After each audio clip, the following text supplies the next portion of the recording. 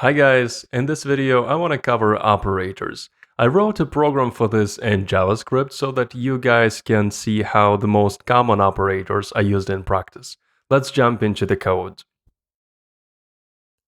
Let's start with the question, what is an operator? An operator is a symbol or a group of symbols that we use to perform actions on data. Here in the code editor you see a bunch of operators, and as you can see some of them are one symbol operators, others are two symbol operators, and so on. Most operators that you see here are used across many languages like C, C++, Java, JavaScript, TypeScript, and so on. If you're not familiar with JavaScript, I will be explaining some pieces of code here and there, so don't worry. Let's start looking at the code. On line 18, we define a variable called restaurant, and we assign an object to this variable. The properties that we need for this program are total orders count, how many orders the restaurant has served. We start with 0 because this is a new day at the restaurant. Then we want to know how many paper receipts are left, and we start with 1,000.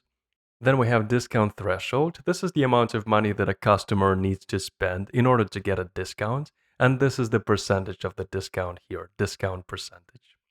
This property is self-explanatory, I think, how much money the restaurant has made. And finally, this nested object is to store prices that the restaurant has set. Let me explain two things that you might be confused about here.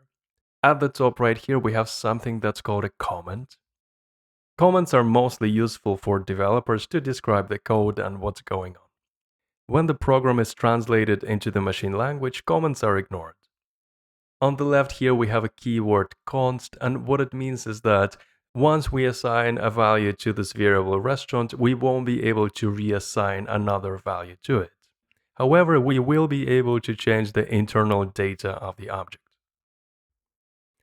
The first operator that we see in this program is the assignment operator. And what it does is it takes the object on the right here and assigns it to the variable. Let's move on to line number 33 and 40 as well. Here we define two other objects.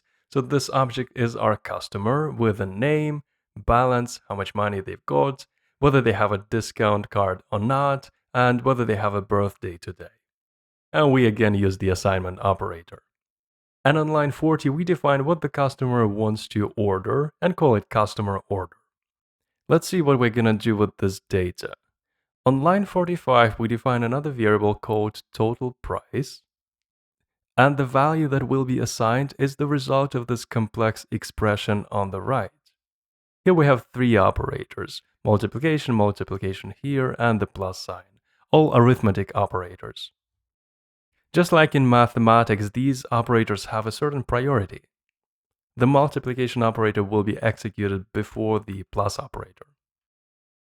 When this multiplication operator calculates the result with its data, it will replace this sub-expression with the result. In our case, it would be 10 right here. And then the expression becomes 10 plus this line down here. And because again we have plus and multiplication, multiplication will be executed next. And in this case, the result will be 15. And then the only thing that will be left is 10 plus 15, which is 25. And the result 25 will be assigned to total price. You might have noticed that we used let instead of const here, and the difference between the two is that let allows us to reassign a value to our variable, as you'll see later in the program. This statement right here, console log, is how we can log the data at a particular moment in our program. In this example on line 49, we want to know what the discount threshold is, even though we set it above, but we still want to log it. And on line 50, we want to know what the total calculated price is. The purpose of this block right here is to execute some logic only if some condition is true. What we want to do here is, if the customer has a birthday and they buy at least one coffee, we want to gift 1 cup of coffee to them. Let's look more closely at this expression right here. In this expression, as you can see, we have two operators. We have the greater than operator and we have the logical AND operator. This operator here, greater than, has a higher priority, and therefore this sub-expression will be evaluated first. The result of this expression will be a Boolean value, for example, true or false. Our customer wants to buy 3 cups of coffee, so this expression will be evaluated to true, and true will replace this thing here. Afterwards, we'll only have true and customer has birthday today. The way this operator AND works is if the condition on the left is true or evaluates to true, and the condition on the right evaluates to true or is true, then this whole expression will be true and this block of code will be executed. You can see all of the possible combinations with this operator on the right now. Please pause if you want to have a longer look. With the data that we set for our program, our customer Brian has a birthday today and he ordered 3 cups of coffee. So this thing will evaluate to true and this line will be executed.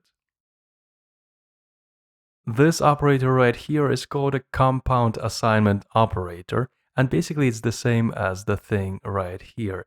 So what happens is that the previous value of total price is taken, as you can see here, and then a restaurant price's coffee is subtracted from it, and then the result is assigned back to the total price. So after this line is executed, the total price will be decreased. Let's see what we'll do next. On line 58, we define another variable, is eligible for discount, and here on the right we have another operator, a two-symbol operator, which is similar to what we had before, except this time it's greater than or equal to. Then we have this if statement right here, and what we want to do in this one is if the customer is eligible for discount, which we calculated right here, or the customer has a discount card, we want to execute this block. This operator right here, as I just said, is called the logical OR operator. And this operator behaves similarly to the logical AND, except if either this value or this value on the right is true or is evaluated to true, then the whole thing will be true. Just like with AND, I'm going to show you all of the possible combinations of this operator on the right. Let's move on. If either of these things is true, then this block is executed, and let's see what's inside of this block. We have another expression right here, and what we do here is we calculate the discount amount.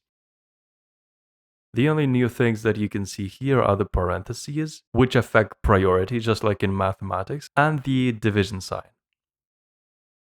And then we subtract the discount amount from the total price, and I do it the longer way this time. Have you noticed a pattern now? Regardless of how many operators we have in an expression, for example, here we have 2, here we have 1, here we have 1, here 2, here 3.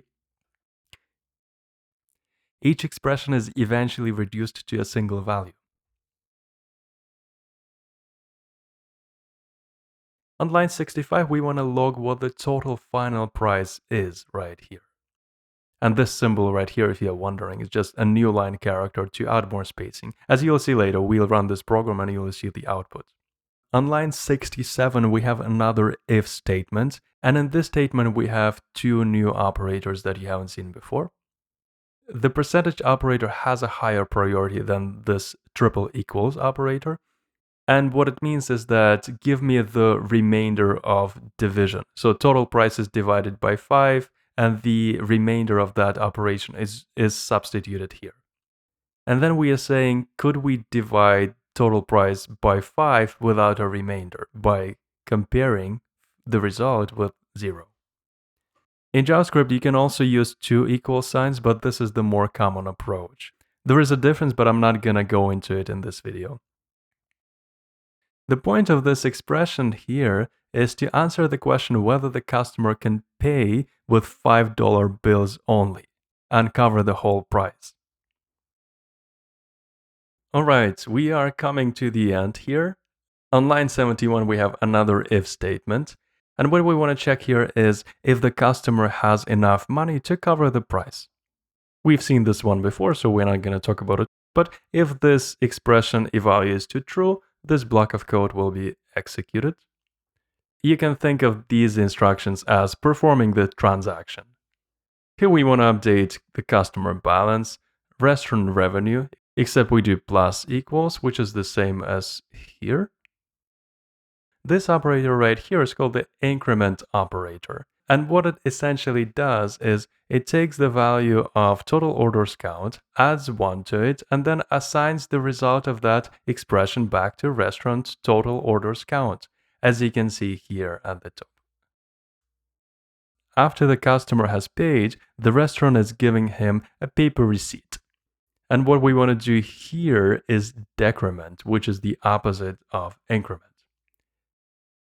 There are different variations of increment and decrement, but I'm not going to cover them here. In this if block, we again have the logical AND operator. On the right here, you see the exclamation mark, and what it means is the logical negation or logical not. This will only evaluate to true if has discount card is false. Think about it in plain English. What we're saying here is if the customer doesn't have a discount card, then this will be true. I'll show you an image on the right with all of the possible combinations that you may find. This else right here is related to this if. So if the customer doesn't have enough money, then this block will be executed and we'll just log a message. Lastly, what we are doing is we are logging some data. We want to see restaurant data. We want to see how many orders they made, their revenue, how many paper receipts are left, and we also want to see customer balance right here. Let's finally run this program. First, we're going to run it with this data, $25, has birthday, wants to have 3 coffees and 1 sandwich. Let's do it. Okay, I've run it by executing this command, node and the file name.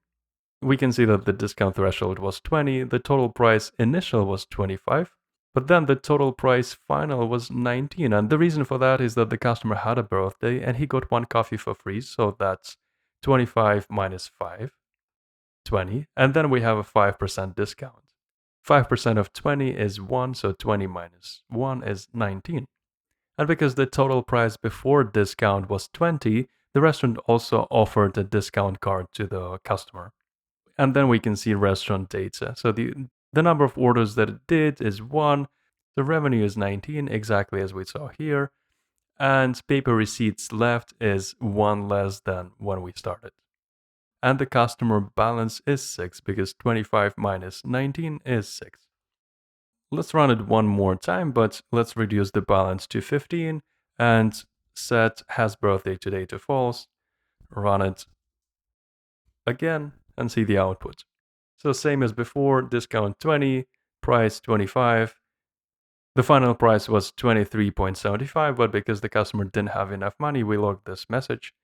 And the restaurant's data is different this time. So total orders count is 0, revenue is 0, and no paper receipts have been used.